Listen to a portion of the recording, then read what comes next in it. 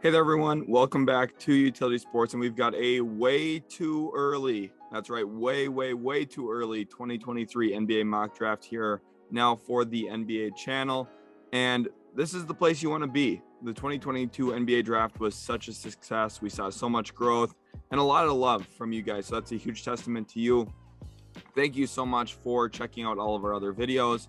And just honestly being awesome viewers. That's a huge testament to you guys. If you are new to the channel, hit that subscribe button. This is the place you want to be for your NBA draft content, because I will be covering the 2023 NBA draft for an entire year. This is the spot you want to be. We're going to have scouting profiles coming out soon and a lot of other fun, exciting stuff on the channel. Not only focus on this draft, we also talk about NBA free agency. We're going to talk about the NFL a little bit. If you're a fan of both leagues, this is the spot you want to be.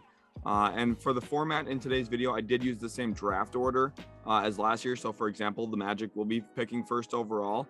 I know it's not the most realistic thing, but at the same time, I'm not going to simulate an entire year of games. We don't know what the rookies are going to 100% look like, how much they're going to impact winning. And there's also free agency ahead of us. So I figured the easiest way to go about it was projecting based off of the records we saw this year. Obviously, there's going to be some shakeups, but I did include the trades. There's been some picks that have already been dealt, so those are in here. So don't worry, it is updated. There's a lot of work that still went into this. It's just going to be in the same order because I figured that's the best way to go about it. Now at pick one, we've got the Orlando Magic here. They went with Paolo Banchero last night, and I really like that for this Orlando Magic team. But we all know who the first overall pick is in this draft, regardless of who's on your roster.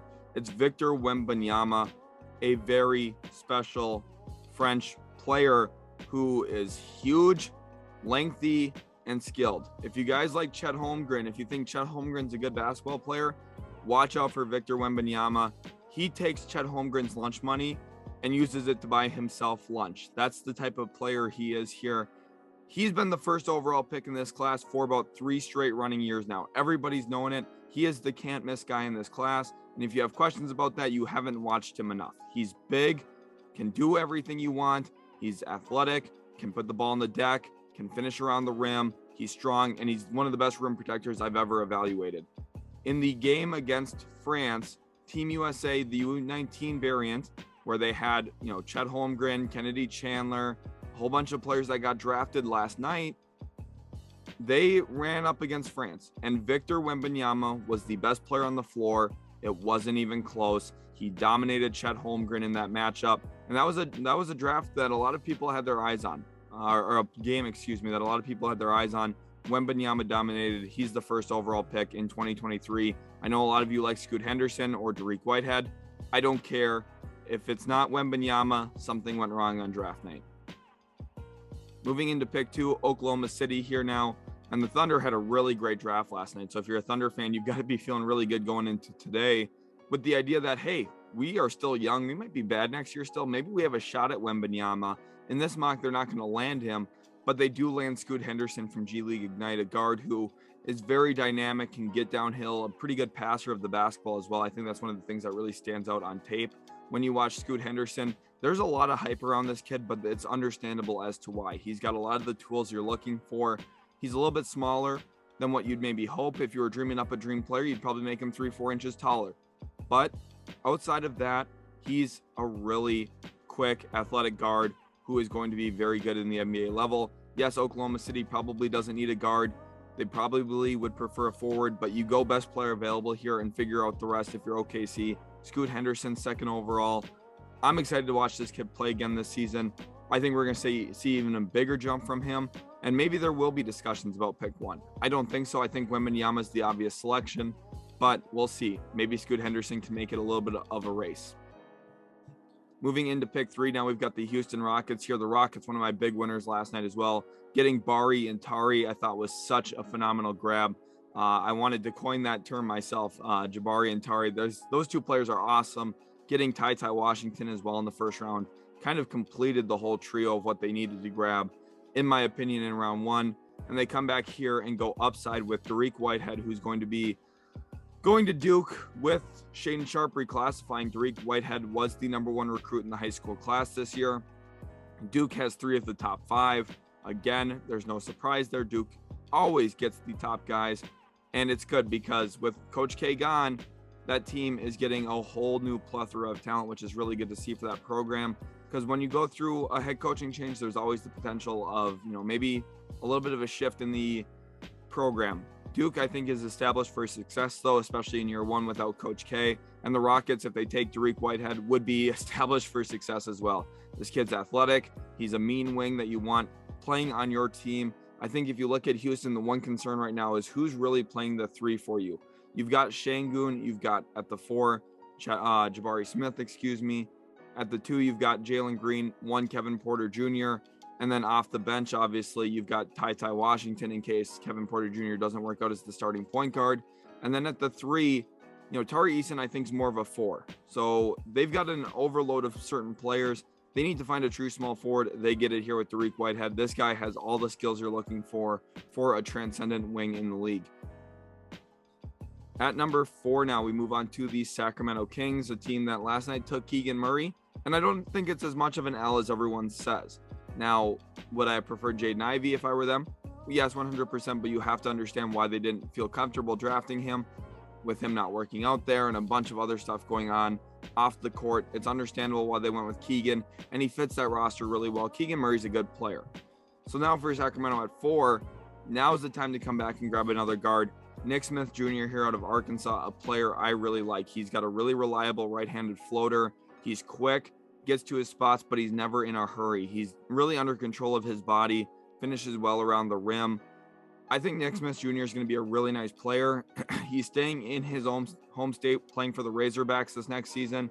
We'll see what kind of a year he has. There's another top 20 recruit there with him. I think we're going to see Arkansas have a really nice season, and I think Nick Smith Jr. is going to really be the benefactor of that with his draft stock. I think he's a lock to be a top 5 pick, at least at this point. Obviously, a lot can change within a year, so don't write that down in stone yet. But I think we're going to see Nick Smith Jr.'s name called really early on draft night. Kings get a really good player here, and I really like Nick Smith Jr. landing with the Sacramento Kings at this spot. Moving on to pick number 5 now. Here at this spot, we have the Detroit Pistons, who were my overall big winner of the draft last night. Jaden Ivey and Jalen Duren, I thought, were the two best players that they could have potentially walked out of there with. The fact that they got Duren in a trade at 13, and it was only for taking in Kemba Walker's contract, that's a really nice move for Detroit. And then you also look at the fact that they were able to grab Jaden Ivey. That's a huge win. For anyone who's been watching the channel, you know how I feel about those two players. And I really like it a lot for the Detroit Pistons. Moving into this selection, this is going to be a little bit of a surprise here. We're going with Caleb Furst from Purdue, and some of you might be kind of shocked about this selection. Yes, I went with Caleb Furst. A lot of people are going to be confused. Caleb Furst probably isn't right now projected to be a lottery selection. He dealt with injuries this past year for Purdue, but he was on that Team USA U18 team, or U19 team, and he was better than Patrick Baldwin Jr. He was better than quite a few players on that squad. He's an impactful floor spacing forward who can also play a little bit of center. And I think this is what Detroit would be looking for to complement this roster. He has already shown a lot of chemistry with Jaden Ivey in his time with the Boilermakers. Realistically, Detroit will be picking lower than 5 as well. They'll be picking, probably around 8 to 9, I would guess. But obviously for this mock, I still think he's in play here at 5, simply because of his chemistry with Jaden Ivey and the skill set he possesses as a fit around Jalen Duren. I think this would be a really nice grab. He's a left-handed marksman from 3 who can do a lot of other things with the ball in his hands. I think an underrated player going into this year and someone who's going to really stand out for the Detroit Pistons. Jumping into pick number 6 now, we have the Indiana Pacers here. And for Indiana, I think they did really well last night. I know that a lot of people are skeptical on the Ben Mathurin pick. I think that was a really good selection. That's who I would have opted to go with had I been in their shoes. And now at this spot, I'm going to have them go ahead and take Derek Lively out of Duke. He's a center prospect who is really intriguing. He's highly athletic. This guy can jump for days. He can run for days. He's kind of the modern center in terms of the athletic profile. Now, he hasn't shot a ton of threes yet at this point. He's going to be an incoming freshman to Duke, and he's a part of that class that has a lot of talent. So will that translate right away? Sometimes for center prospects, it's a little bit slower. Will he really shine his first year at Duke, or will he just play moderately well? Either way, I think the athletic profile is enough to lock him into the lottery right now. I think he's going to be a beast on the offensive glass. And this gives Indiana a lot of flexibility, something I've been talking about on the channel quite a bit. The importance of being able to pivot and change direction at any given moment. If you go ahead and take Derek Lively, if a trade for Miles Turner does materialize, Derek Lively can be your long-term starting big, and I think he'd be a really good pairing with Halliburton and Mathurin in terms of the athleticism at the center spot, giving you a real screen and roll guy. I like this a lot for Indiana. Derek Lively is one of the players that have really popped to me watching on film. I really thought about him at 5 for Detroit, but given the fact that they took Duren last night, I think that we come back, they get a 4, and instead Indiana takes the 5-man here and feels really good about the end result. Moving on to pick number 7 now, we've got the Portland Trailblazers here, a team that probably, again, won't be this slow. I think they're going to be picking a little bit closer to the lottery or maybe even a playoff team. But again, just for the format of this video, we're keeping it in the order that it went last night. And at 7, I have them going with Ausar Thompson from Overtime Elite. He's one of the twin brothers. He's a very good athlete. And I wish he wasn't playing for OTE. I wish he wasn't. I wish we were seeing him at a different level on a different platform, because there would be a little bit better film, more tape on him against better competition. We're going to have to see if that hurts him or not. Last night, guys like Dominic Barlow, Jan Montero, I would say that their draft stock got hurt by Overtime Elite. Maybe we could see the same happen for Ausar and Amen Thompson, but ultimately the difference between these two and also Barlow and Montero, these two are wings who are athletic and can jump out of the gym. Barlow's athletic for sure, but he's more of a 4 kind of 5-man instead of a true small forward type like the Thompson brothers. And that, I think, is what's going to lock them into the lottery here as well. Pick 7, I see Portland going with Ausar, the better of the two, at least at this point in their development. Now at number 8, we have the New Orleans Pelicans here. And New Orleans did a great job last night as well. I think they did a good job adding to their team needs, finding the guys that they needed. And then also at pick 41, going with EJ Liddell. I think that was a huge steal in the draft last night. Feel really good about the Pelicans' long-term future. And when you look at this team right now, Kyle Filipowski would be a huge get for this squad because he's a floor spacing big who can play the 4 or 5 position. This year at Duke, we're going to see him playing a lot of the 4 next to Derek Lively as the 5. And at 6'11", he's got a pretty smooth handle to him. He can pass the basketball a bit. I think he's honestly everything that a lot of people assumed Aleksej Pokusevski could become. Filipowski has that skill set. Now it's about applying that, and let's see if we can see that on the collegiate level, right? There's going to be the big question. How much does he get to do this next year? Will Duke let him play with the ball in his hands a little bit, or is he going to be more restricted to a spacing 4? I know a lot of people are going to prefer Filipowski over Caleb First, but again, with Detroit, I was banking on the chemistry between Ivy and First, whereas here with New Orleans, it's about the talent. Filipowski has the ceiling probably a little bit higher than Caleb First, but the floor is definitely, I think, a little bit lower as well. Just given what we've seen from both prospects at this point, I think First is a little bit safer, despite some injury history that kind of, knocked him out at Purdue a little bit. Filipowski definitely could be an intriguing grab here for New Orleans, though. 8th overall. I really like this, not only in terms of the talent, but also the fit onto their roster. Number 9, San Antonio here again. Interesting draft last night. I know a lot of Spurs fans probably disappointed about the Jeremy Sohan selection. I wouldn't be. I think he's a smart, good defensive player. He was top 12 on my board, so it's not much of a reach. He's right in that realm, and I think San Antonio did well with that selection. And here I think they come back and do even better. They take Cam Whitmore out of Villanova. I've been talking about USA U19s. Well, this year around, Cam Whitmore was the best player for Team USA. He has been dominant. When they went and won gold again for the 5th straight year, Cam Whitmore was the MVP of the team, and honestly a highly athletic wing, and kind of what we usually don't see from Villanova. Cam Whitmore can jump out of the gym. I really like this kid. If there's going to be a player here that rises into the top 5 we haven't talked about up until this point, he's going to be the player to do it. Cam Whitmore, I could see him being a top 5 player in this class. From the drip factor alone, look at how drippy he looks in those Villanova threads. He's going to be a really good player. He's physically great, can shoot the basketball off the move. He's got a lot of shot creation tools that you'd like to have in the toolbox for a player that you want to build around. San Antonio here, what a special addition to this team. I think the Spurs did good last night. They do even better this draft if they can land Cam Whitmore.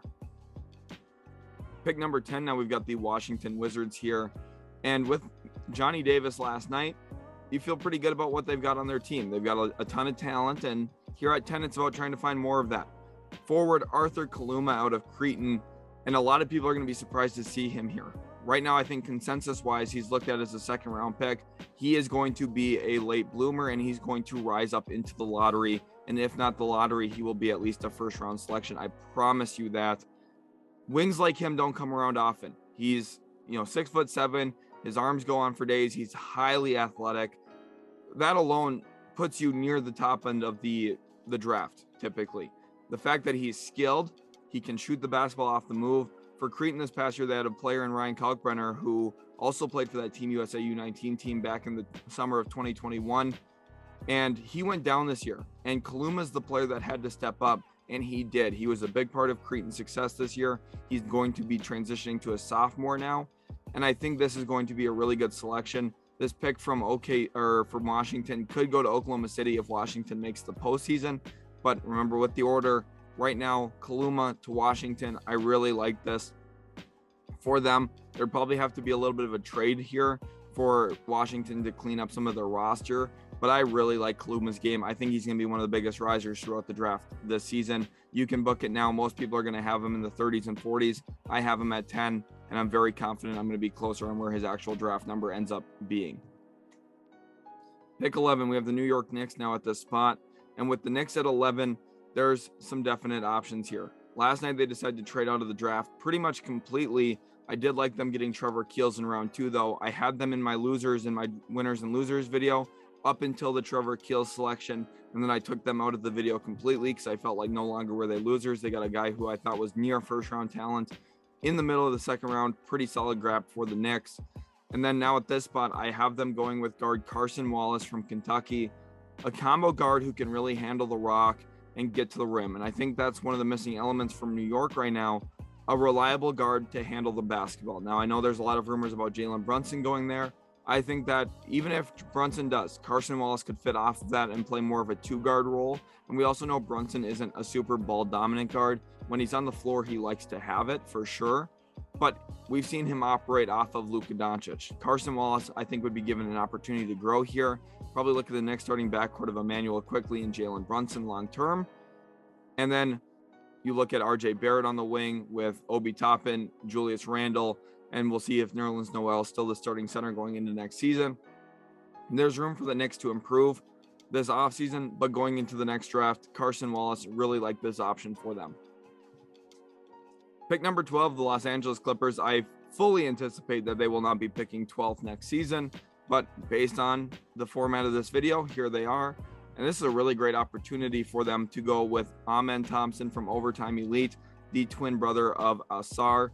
And I think this is a really good grab for them. This fits what they're looking for. They're always looking for those 6'6", 6'7" wings who can guard multiple positions and are highly athletic. Those are all the qualifiers for Amen Thompson, a player who, again, Overtime Elite, I think could hurt his draft stock. It's going to be hard to evaluate him because of the level of competition. They're going to be playing a lot of prep schools and academies that, quite frankly, do not have the talent that college teams have. So it's going to be a little bit of a challenge, but I think we're going to get to see at least his athleticism on display. And I think the draft combine week ultimately next year is going to be really huge for this kid to keep him up near that lottery level. Worst case, he probably goes into the back of the 20s, but more than likely, I think he's a lottery pick, at least the way you view him right now. That is obviously subject to change based on performance, but here right now, definitely a good option. Pick number 13, we have the Charlotte Hornets here at this spot. And the Hornets made an interesting move last night, trading the pick for Jalen Duren. They got a future asset and a few second-round picks as well in that deal. And then at 15, they were still able to get their starting center of Mark Williams. I really liked that for Charlotte last night. And now here at this spot, I have them going with Dylan Mitchell, a really great athlete from Texas and one of the most improved players in the nation in the last 24 months. He's another example here of a Marjan Beauchamp who has really elevated their game in recent memory to the point where he was probably going to go undrafted. That was the projection for him a couple of years ago, probably as a junior in high school. And now at this point coming into college, I think he's going to have a really nice season for the Texas Longhorns. And I think we could see him even be as high as a lottery selection, like I'm indicating here with this 13th overall pick to Charlotte. Charlotte might be a playoff team. They probably don't have pick 13 next year, but Dylan Mitchell, he's going to be right in this realm. A really good grab for the Hornets. Moving on now to pick 14, we have the Cleveland Cavaliers here. And for me with Cleveland, a team that last night grabbed Ochai Agbaji. I know the ceiling isn't super high there, but the fit was really good. And that's what you have to be happy about as a Cavs fan. And now at this spot, you come back and you go for the ceiling selection. Anthony Black, a guard out of Arkansas, is 6'7", can handle the basketball, can get downhill. And you like that for a team in Cleveland here who has some smaller guards in Darius Garland and Colin Sexton. Not that they're tiny, they're more prototypically sized. This is an upside pick. This is a pick here that would let Cleveland really take a step forward if it hits. And even if it doesn't, you really don't run the risk here, just given how good and fundamental this roster has already been built. If Anthony Black doesn't hit, you don't have any concerns because you already have Evan Mobley, Jarrett Allen, Darius Garland, probably keep Colin Sexton this offseason. But let's say it does hit. You end up with a huge grab that would come off of your bench early and then down the road could probably supplement into your starting lineup. I would like that next to Ochai Agbaji as well. Cavaliers, really good get here in Anthony Black. Out of all the teams in college this next year, I think I'm most excited probably to watch Arkansas because they have Nick Smith and this kid in their backcourt. It's going to be very enjoyable and a really good brand of basketball, in my opinion. Pick now at number 15, this is the Los Angeles Lakers. The Pelicans have swap rights with the Lakers. So that's why we saw the Pelicans up at 8 and the Lakers here at 15. And for Los Angeles, they did a really good job last night getting back into the draft to get Max Christie. I really like that for them. Max Christie was a phenomenal addition onto that roster with what they had to give up to go get him. I thought they did a really good job in that move based on his upside and potential.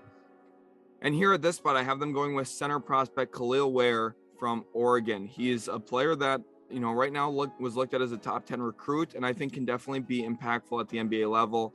I'm really interested in watching this kid play at the college level. I think, in high school, he shined in a lot of ways, and I think he's a really solid, stout player. I'm just interested to see how that holds up in college. Now he's playing at Oregon. The Pac-12 is not nearly as strong as some of these other conferences. So I think it'll be a good opportunity for him to flash certain aspects of his game, like his athleticism, like his physical dominance that he showed at the high school level as well. And for the Lakers here at 15, I still highlight center as a need. I've never seen Anthony Davis as a center. He's a power forward in this league. That's when he's playing his best basketball. That's when he's the most versatile, dynamic player that he can be. So let's go get a center prospect here for the Lakers, and Khalil Ware fits the bill. Pick number 16 now, the Atlanta Hawks here at this spot. Interesting draft from them last night. I feel like they're in a pretty good position long-term, though, just given the fact that you have Trae Young. Everything feels good if you're a Hawks fan and you have Trae Young on your roster. So at this spot, how do we work off of that? Well, let's go get Leonard Miller from the G League Ignite program. He had dabbled with the idea of coming out in this past draft class, ultimately decided to go back, and that was the right decision for him. He was not ready for the NBA this year, but is he ready for the G League?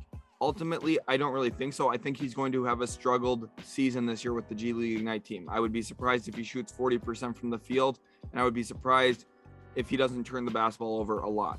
But that doesn't mean he's a bad prospect. It doesn't mean he's a bad player. Adjusting to the pro game is really hard, especially for a player like him coming from a prep academy in Canada. There's going to be some struggles.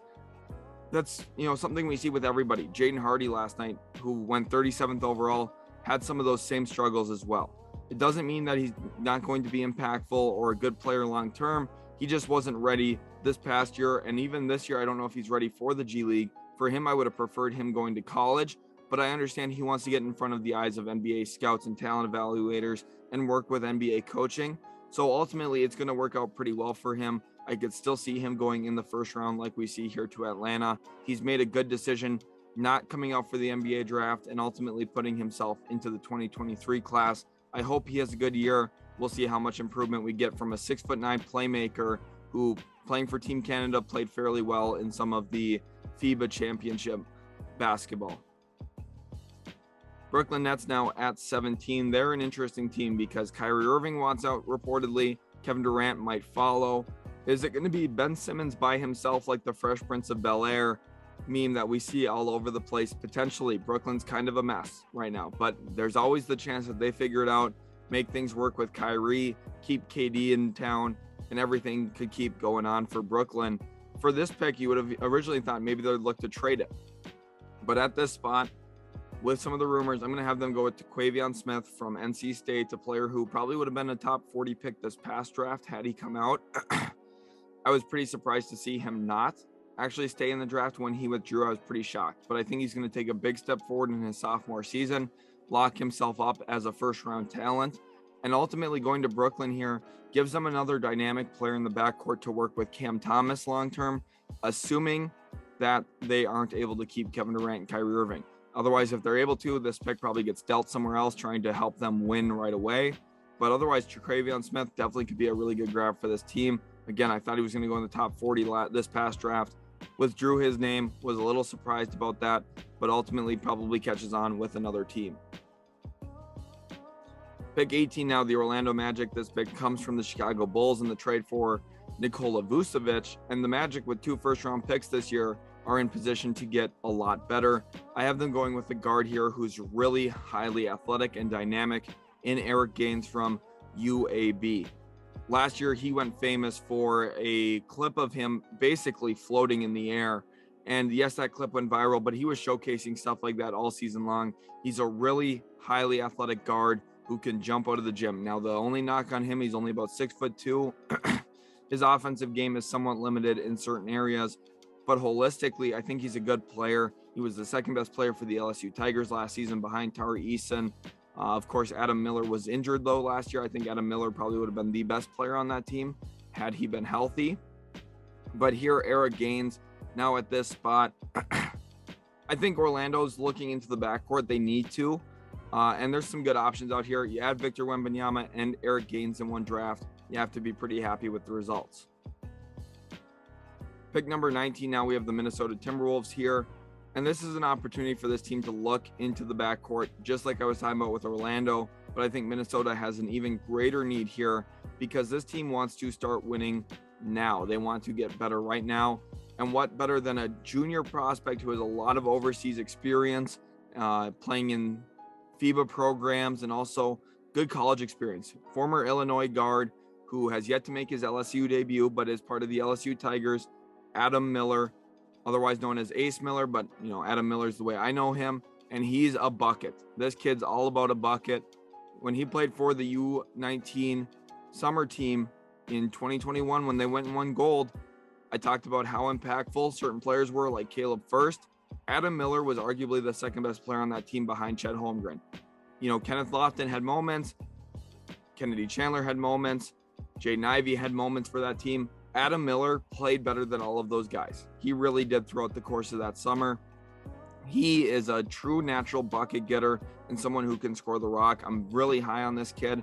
I think his range probably starts after the lottery, and he could go as low as, pick 40, pick 45 potentially, because he does have an ACL injury already. Does that pull him down people's boards? Potentially. But the talent's here. He's worthy of a top 20 selection based on the eye test. And I think Minnesota gets a really nice player here with this selection. Pick 20, now we have the Toronto Raptors. If you're Raptors fans, welcome to the channel.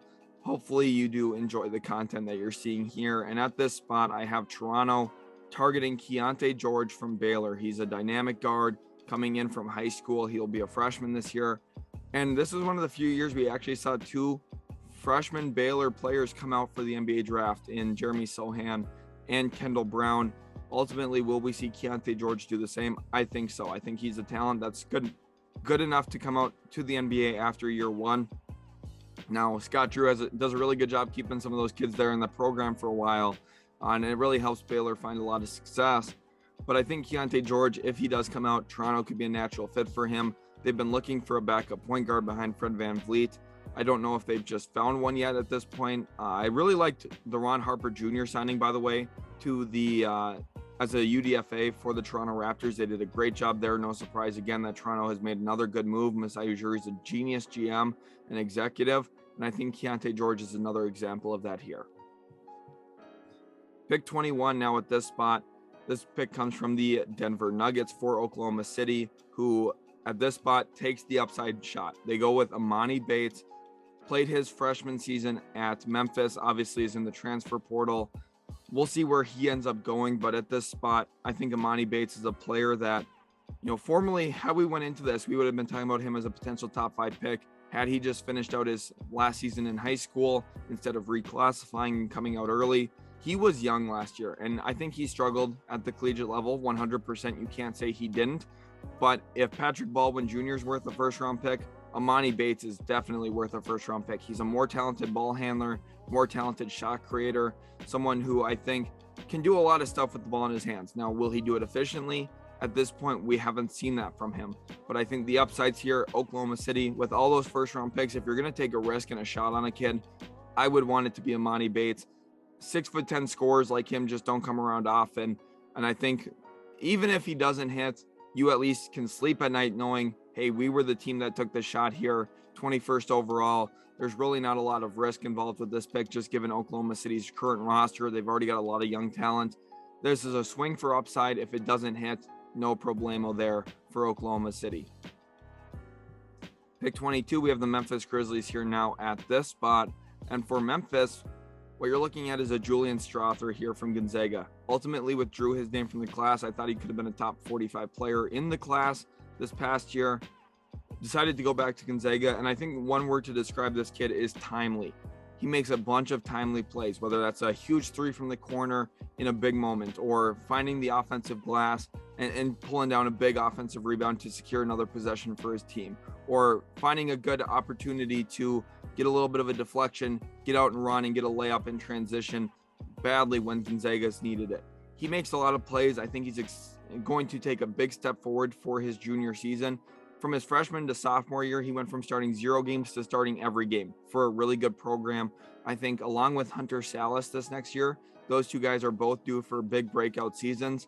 I think Strawther more so than Salas, but we'll see. Hopefully both of them do. And Gonzaga's in good hands. They really are. Now at this spot, we have the Brooklyn Nets here. Again, this pick comes at number 23 from the 76ers and the James Harden trade. And with the shakiness of the Nets' future, already after making one selection here, they go with Trayce Jackson-Davis out of Indiana. Yes, he'll be a senior next year, but he's just a flat-out good player who can help you in a variety of ways. He's a good screen and roll guy. He's a good connector piece offensively because he knows how to pass the basketball. He's a willing passer, not selfish in any way. He does all the dirty work. And I think Indiana's bound for a better season this next year than they just were coming off of this past year. Trayce Jackson-Davis's play will be at the heart of that. Defensively, he's really intriguing because of his ability to get up and block shots around the rim. He's a good athlete who times shot blocking opportunities really well. Brooklyn, they find a guard and a big in this class. They're still going to need to find ways to add more wings to this roster. This roster is nowhere complete if Kevin Durant or Kyrie Irving walk out. It's about trying to find guys who are good and also have some upside like Terquavion Smith did. I'm pretty happy with the Nets draft here. Pick 24 now, we have the Houston Rockets here at this spot. I'm excited to see who I have Houston taking, and it's Amari Bailey out of UCLA. He's coming in as a freshman this year, and I think he's going to take a pretty prominent role for UCLA, who is undergoing a ton of change right now. They had a whole bunch of their key players from last year leave. Even Peyton Watson, who wasn't even getting minutes, is out the door really. Now at this point, Johnny Juzang obviously gone. One of the only mainstays there, Jaime Jaquez, he's still in town. And I think Jaime Jaquez is going to love playing with Amari Bailey. Those two guys are going to connect often. Amari Bailey's the guard who's going to look to facilitate the basketball a bit, but can also put the ball on the deck to score. And I think that's where we see Houston, who, yes, they took Ty Washington. Houston has so many picks that they don't need all of these to hit. Some of them can be upside selections like an Amari Bailey here, someone who is a top 20 recruit. We can maybe see this guy play some pretty good basketball next year for the Houston Rockets. Boston Celtics here now at pick number 25. Obviously, we're so close to winning an NBA championship, and they're in really good hands here. They've got their roster. They've got their, top 7, top 8 guys. At this spot, what I would like for Boston to go out and do is to add a guard in Mike Miles, who's really defensive-minded and helps this overall team defense concept. Last night, they went out and drafted J.D. Davison in the second round. I don't think that JD Davison will catch on or stay in Boston. I think he'll, probably hang out there for a year or two. But ultimately, Mike Miles is just a better player. He's a little bit more physical, moves his feet better, defensively specifically. He doesn't have the high-end athletic profile like what we see from JD Davison with the poster dunks and the blurring speed in transition. But Miles is a more reliable point guard coming off the bench. I know that Boston has Peyton Pritchard right now, but at some point, given some of the contracts on that team, they're going to have to make some tough decisions. I think inserting Mike Miles into that bench unit would be a solid grab for them, especially at pick 25. Pick 26 now, the New York Knicks here. This pick comes from the Dallas Mavericks from the Kristaps Porzingis trade. And I know Knicks fans are going to say, oh, look at that, we won the Porzingis trade. You guys still don't have any players from that deal at this point. So Knicks, unfortunately, I can't say you won the trade when you don't have a single player from that trade yet to be on your roster. That's a pretty bad thing. But I think Malik Reneau here is a pretty good option out of Indiana. He's a 4-star recruit, was formerly a 5-star, got bumped down just a little bit in the rankings. But going to Indiana here, definitely an intriguing grab for the squad. This is one of the reasons why I think Indiana is going to be better next year. I think Reneau's athletic profile as a 2-guard is going to help that team a little bit more. I think we're going to see him cut off the ball when Trace Jackson-Davis catches and post-ups a bunch. And I think that's going to be really dynamic and intriguing here. The Knicks go on upside here with Reneau, a player who I think his athletic profile, again, the ability to jump, his fluidity is going to be important in seeing him get drafted in the first round. Pick 27, Miami Heat here now at this spot. And for Miami, everything here feels like extra. Your team's already really good. We'll see what happens with PJ Tucker. My guess is he goes to the Philadelphia 76ers on a 3-year, $30 million deal. So maybe you have to look into the forward spot a little bit. But here we're going with the guard instead. And I think ultimately what we saw from Kyle Lowry, I don't think it's completely indicative of who he is as a player now. I think Kyle Lowry played way worse than he is. But I think, when you're looking at the long-term outlook here for Miami, guard is an important need as well. I don't think you can really ignore the guard position if you're in Miami's shoes. That's why I have them going with Malachi Smith here out of Gonzaga. He was a former Chattanooga player who I think, just like what we saw with Andrew Nembhard, transferring into Gonzaga, playing well for a really good program that gets a lot of eyes throughout the season. He's going to help Julian Strother's season a lot, and he's going to also help his own draft stock here, playing more meaningful basketball on a higher stage against players in practice that are going to help push him, and also just getting more eyes on him will be huge for this kid. I like him quite a bit here. I think he'll probably go anywhere from say 25 to 40 throughout this NBA draft process, and I have him at 27 here to the Miami Heat. Pick number 28, Golden State Warriors here at this spot. And for Golden State, after taking Patrick Baldwin Jr. last night, I'm not sold on that selection, but I think they did a good job in round 2 getting Ryan Rollins out of Toledo. I did like that selection for them. And I think Golden State, ultimately, they swung an upside with Baldwin, right? They don't need Baldwin to be anything. If Baldwin never even plays a game for them, they won't even notice. They'll probably go win another championship anyway. At 28, I have them going with Dior Johnson, though. Let's keep swinging on the upside.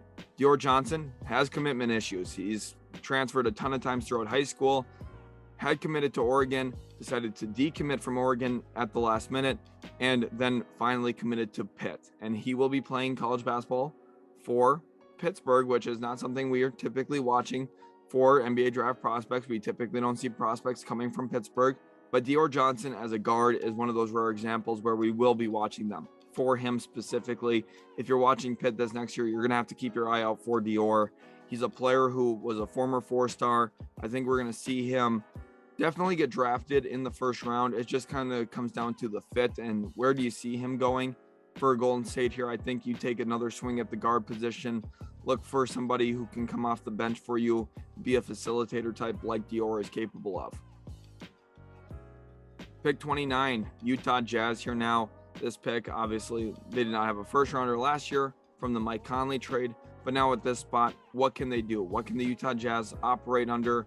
The idea and the notion of, and what do they need to add? There's a lot of flaws on this roster right now. I think going with the guard here in Matthew Strazel is what makes a lot of sense. For those who do not know who Strazel is, he is the teammate of Victor Wembanyama, and I think there's going to be a lot of eyes that catch Strazel this year when teams are out scouting Wembanyama, watching him, seeing what he's all about. Wembanyama, of course, is the headliner here, and I think Strzel is going to be benefited by that. With a lot of eyes on him, the two of them have a pretty good chemistry in the pick and roll game.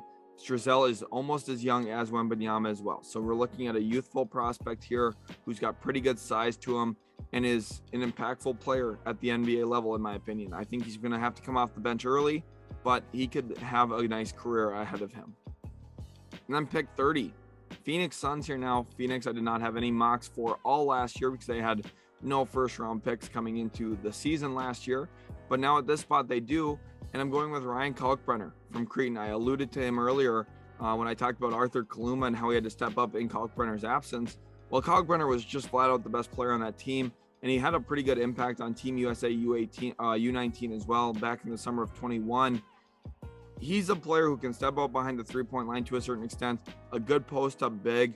And looking at Phoenix, ever since Dario Saric went down, I think that was maybe one of the momentum shifters in the NBA Finals back against the Milwaukee Bucks. Losing Saric and his size and shot making hurt them, and I think they try and maybe replicate that a little bit here with Ryan Kalkbrenner, 30th overall. Definitely not a bad selection by any stretch of the imagination for Phoenix. Hopefully you guys did enjoy today's video. Again, this is my way too early 2023 NBA mock draft. Things are subject to change. If the draft plays out this way, you would have to think I'm from the future, right? Because there's no way I got all of these picks right today, but hopefully it was enjoyable hearing and learning about some of these prospects for the first time of the 2023 NBA draft process. I'm super stoked that we're here. Thanks so much for watching. Leave a like and subscribe to the channel if you are new. Go ahead, follow us on Twitter. DM me any questions you have about this class or maybe my 2022 NBA draft grades. I would love to answer them. Thanks again so much for watching, and we'll catch you in the very next Utility Sports video.